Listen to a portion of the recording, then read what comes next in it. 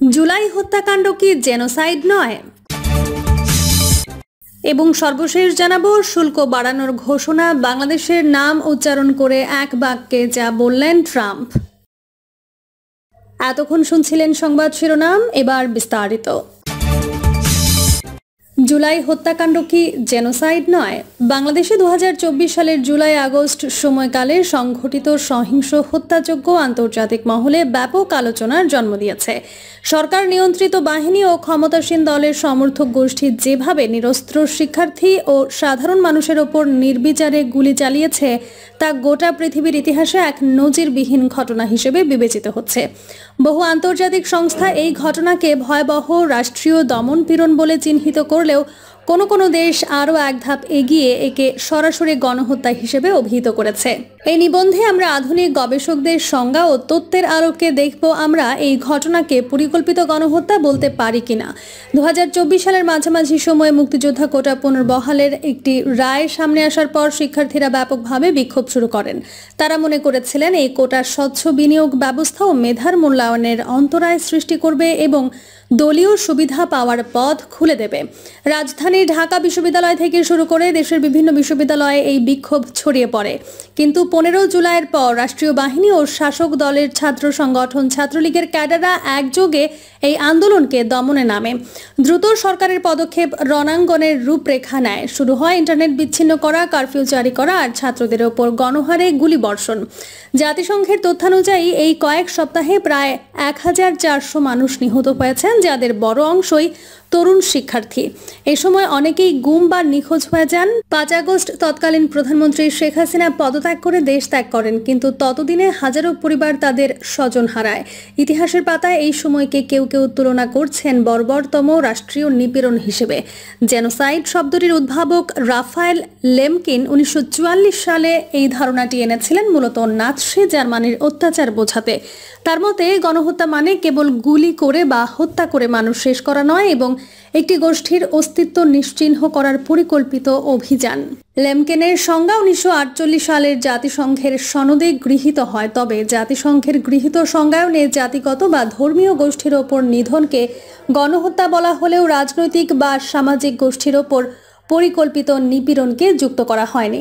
তবে লেমকিন নিজে দেখিয়ে গেছেন, হোক রাজনৈতিক আর জাতিগত গোষ্ঠী, যে কোনো সিস্টেম্যাটিক গোষ্ঠীকে নিশ্চিহ্ন করার উদ্দেশ্যে সংঘটিত হত্যাকাণ্ডই গণহত্যা।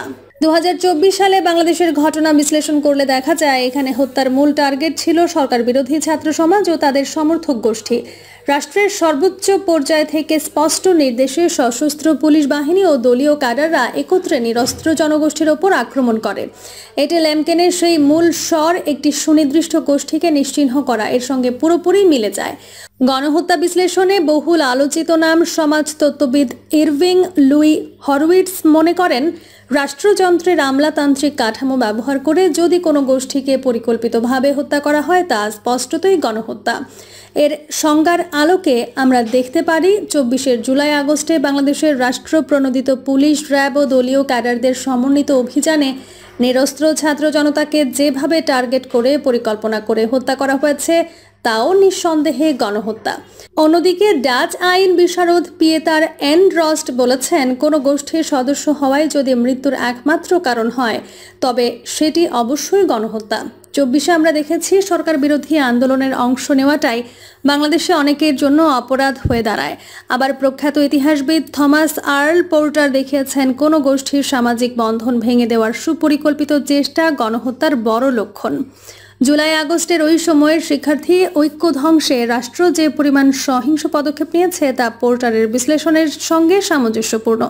গবেষক নেহেমিয়া রবিনসন, যিনি জাতিসংঘের জেনোসাইড কনভেনশন ব্যাখ্যায় অগ্রণী ভূমিকা রেখেছেন, স্পষ্ট করে বলেন, যদি নির্দিষ্ট বৈশিষ্ট্যের কারণে মানুষকে বৈষম্যমূলকভাবে হত্যা করা হয় সেটি গণহত্যা। আমরা দেখেছি গত বছর ছাত্র পরিচয় ছিল প্রাণঘাতী শাস্তির প্রবল ভিত্তি। আরেক ইতিহাসবিদ টনি বার্টা উল্লেখ করেছেন, রাষ্ট্র যখন নিরাপত্তার নামে আসলে গোষ্ঠী ধ্বংসের কর্মসূচি গ্রহণ করে তখন সেটি এক গণহত্যামূলক সমাজের ইঙ্গিত বহন করে। 2024 সালে বাংলাদেশে আইন শৃঙ্খলা রক্ষার নামে যে নির্বিচার কায়দায় ছাত্র জনতাকে হত্যা করা হয়েছে তা নিঃসন্দেহে গণহত্যামূলক। গণহত্যা গবেষক হেনরি হুটেনবাখ বলেন, কোনো পরিকল্পিত ব্যবস্থা যদি কোনো গোষ্ঠীর অস্তিত্ব বিলোপের ঝুঁকি তৈরি করে সেটিকেও গণহত্যা বলতে হবে। বাংলাদেশে জুলাই আগস্টের সহিংসতায় আন্দোলনকারী গোষ্ঠীকে প্রায় নিশ্চিহ্ন করে দেওয়ার চেষ্টা করা হয়, যা গণহত্যা। রাজনীতি বিজ্ঞানী বারবারা হার্ফ জেনোসাইড অ্যান্ড পলিটিসাইডে দেখিয়েছেন, রাষ্ট্র যদি রাজনৈতিক গোষ্ঠীকেও নিশ্চিহ্ন করার উদ্দেশ্যে মানুষকে হত্যা করে তবে তাকেও গণহত্যাই বলতে হবে। দার্শনিক স্টিভেন টি ক্যাটস বলছেন, পূর্ণ বা আংশিক ধ্বংসের স্পষ্ট অভিপ্রায় থাকলে সেটি গণহত্যা। বাংলাদেশের সরকার সেই সময় এক ধরনের সবাইকে শেষ করে দেওয়া মনোভাব নিয়ে আন্দোলনকারীদের গোষ্ঠীকে টার্গেট করেছে। আমরা দেখেছি জুলাইতে বিরোধী দলের সমর্থক ছাত্র ও তরুণদের চিহ্নিত করে নিশ্চিহ্ন করার উদ্দেশ্যে আক্রমণ সূচিত হয়। পুলিশ স্বরাষ্ট্রমন্ত্রীকে ফোনে দেখিয়ে বলে, একটা মারলে আরেকটা আসে, এটাই সমস্যা। অর্থাৎ মেরে ফেলার সমস্যা নয়, আন্দোলনকারীদের সংখ্যা বেশি হওয়াটাই সমস্যা। অর্থাৎ আন্দোলনকারীর সংখ্যায় কম হলে তাদের সবাইকে শেষ করে ফেলতে পারত। অর্থাৎ তাদের উদ্দেশ্য ছিল টোটাল এলিমিনেট করা।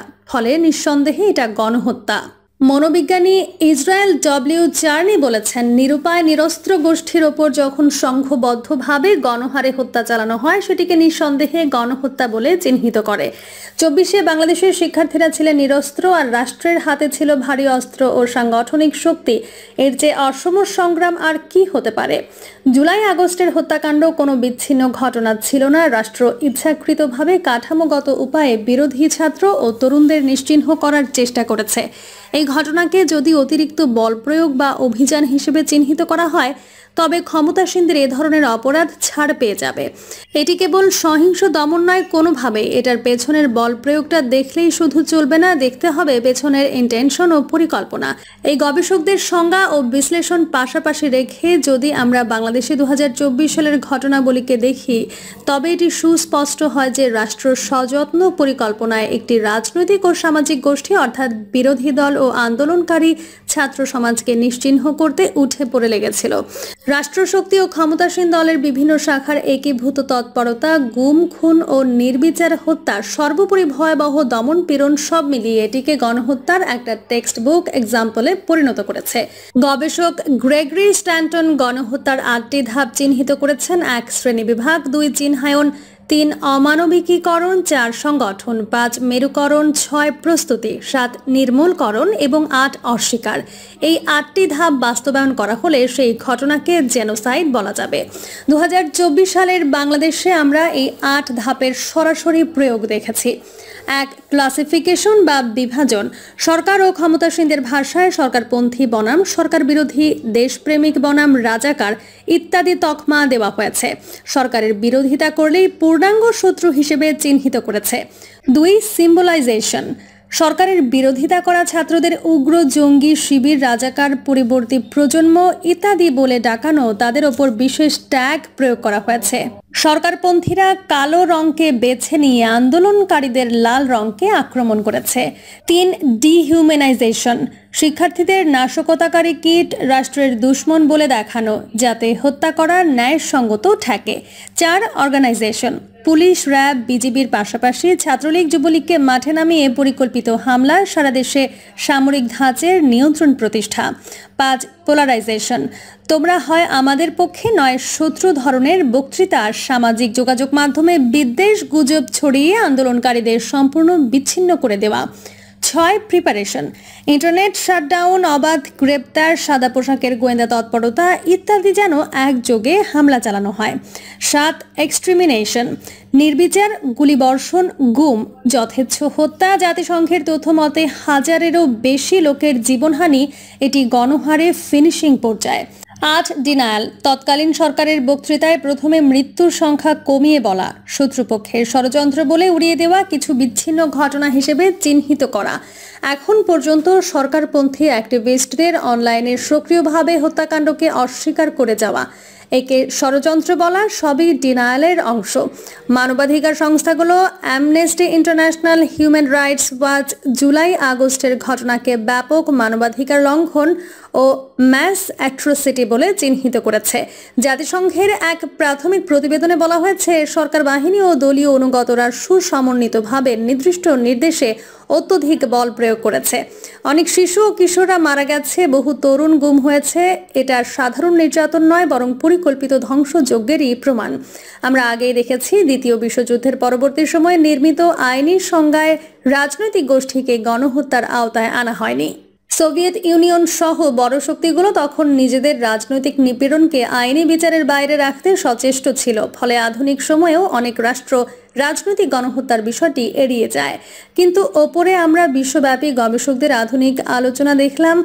বারবারা হার্ফ, স্টিভেন টি ক্যাটস, নেহেমিয়া রবিনসন, ইসরায়েল ডব্লিউ চার্নি প্রমুখ গবেষক দেখিয়েছেন, শাসক গোষ্ঠীর হাতে এভাবে পরিকল্পিতভাবে কোনো গোষ্ঠী নিধন হলে সেটিকে গণহত্যা বলা উচিত।